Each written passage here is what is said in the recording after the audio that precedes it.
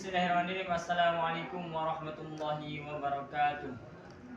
Bismillah walhamdulillah wassalatu wassalamu ala rasulillah wa ala alihi wa sahbihi wa man tabi'ahum bi ihsanin ila yaumil qiyamah. Amma ba'd. Yang terhormat para alim ulama dan para tokoh masyarakat dan juga hadirin semua yang hadir pada majelis ini, semoga senantiasa Allah muliakan. Segala puji hanya milik Allah Subhanahu wa taala yang telah memberikan kita banyak kenikmatan, nikmat iman, nikmat Islam, dan nikmatnya hadir di majelis ilmu ini. Karena tidak ada nikmat yang jauh lebih besar daripada nikmatnya kita diberikan ilmu pengetahuan oleh Allah Subhanahu wa taala, yang dengan ilmu itu bisa mendekatkan kita kepada Allah Subhanahu wa taala dengan cara menjalankan ketaatannya. Salawat beriringan salam semoga terus tercurah limpahkan kepada junjungan alam baginda Habibana wa Nabiyyana Muhammad sallallahu alaihi wasallam, kepada para sahabatnya, tabi'in tabi'atnya, dan juga semoga sampai kepada kita selaku umatnya. Semoga kita senantiasa mencintai dan dicintai oleh baginda Nabi Muhammad sallallahu alaihi wasallam.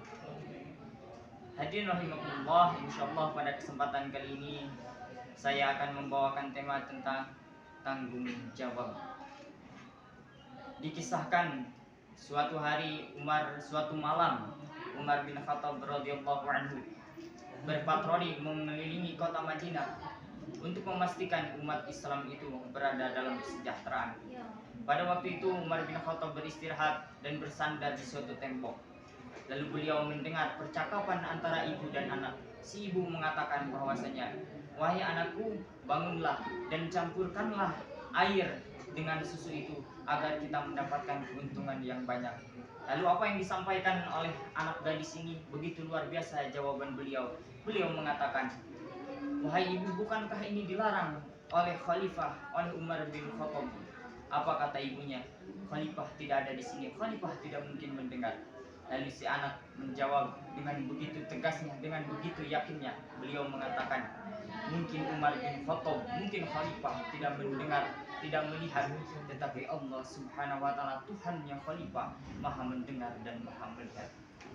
Begitu luar biasanya jawaban anak gadis ini, begitu luar biasanya beliau yakin bahwasanya segala sesuatu pasti akan dipertanggungjawabkan di hadapan Allah Subhanahu wa taala, sekecil apapun perbuatan itu. Maka yakinilah setiap perbuatan yang kita lakukan, setiap perbuatan yang kita jalani pasti akan ada hisabannya di hadapan Allah Subhanahu wa taala. Mungkin di dunia ini kita masih bisa bersembunyi terhadap kesalahan yang kita lakukan. Kita malu atau takut untuk mengatakan kesalahan kita, malu karena orang lain akan tahu aib-aib kita, atau takut karena orang lain akan menghukum kita terhadap kesalahan yang kita lakukan. Tetapi apa yang akan terjadi ketika di hadapan Allah Subhanahu wa taala? Allah memanggil kita fulan bin fulan, fulanah binti fulan. Lalu Allah memperlihatkan aib kita, Allah memperlihatkan kesalahan kita di hadapan Allah, di hadapan kita, dan di hadapan semua makhluknya. Kita tidak bisa lagi bersembunyi. Mungkin di dunia ini kita masih bisa bersembunyi, tetapi nanti di akhirat ketika ada hisabannya, Allah panggil kita, Allah perlihatkan aib kita, kita tidak akan bisa bersembunyi. Tidak ada lagi tempat persembunyian, tidak ada yang lalai, tidak ada yang hilang dari penglihatan Allah Subhanahu wa taala. Semua akan ada hisabannya. Semoga Allah Subhanahu wa taala senantiasa menjadikan diri kita sebagai hamba-hambanya yang senantiasa bisa bertanggung jawab terhadap setiap perbuatan yang kita lakukan, dan semoga Allah Subhanahu wa taala mengampuni kita terhadap setiap kesalahan yang kita lakukan. Amin ya rabbal alamin. Barakallahu li wa lakum. Wabillahi taufiq wal hidayah. Wassalamualaikum warahmatullahi wabarakatuh.